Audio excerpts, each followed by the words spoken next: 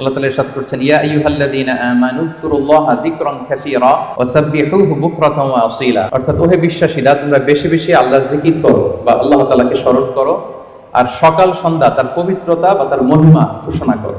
বিভিন্ন আয়াতে একই কথা আল্লাহ তাআলা রিপিট করেছেন যে আমাকে বেশি বেশি স্মরণ করো, বেশি বেশি আমার জিকির করো, এবং সকাল সন্ধ্যা আমার পবিত্রতা এবং মহিমা তোমরা ঘোষণা করো। এবং বিষ্ণু ঈসা ইসলামও বিভিন্ন হাদিসে তিনি বলেছেন যে আলাইকুম বিযিকরিল্লাহ, তোমাদের উচিত বেশি বেশি আল্লাহ তাআলাকে স্মরণ করা।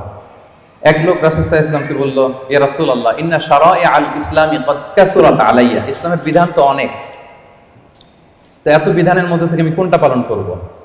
ফা আখবিরনি বিশাইইন আতাশাব্বাসু বিহ, আপনি একটা আমাকে বলে দেন যেটা আমি আঁকড়ে ধরে থাকবো, সবসময় করবো, এটা এরকম একটা বলেন।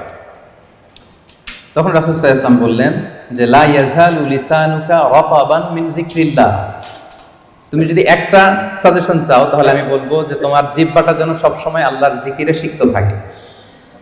সবসময় তোমার জিহ্বাকে, তোমার লিসানকে, তোমার জবানকে আল্লাহর জিকির দিয়ে তুমি সিক্ত রাখো।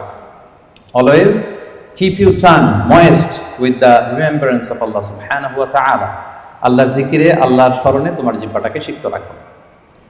তো তার মানে কোরআনের এই আয়াত এবং রাসূল সাল্লাল্লাহু আলাইহি ওয়াসাল্লামের মুখ নিঃসৃত এই হাদিস থেকে আমরা বুঝতে পারলাম যে আমাদের সবসময় আল্লাহ তাআলাকে খুব বেশি বেশি স্মরণ করা উচিত।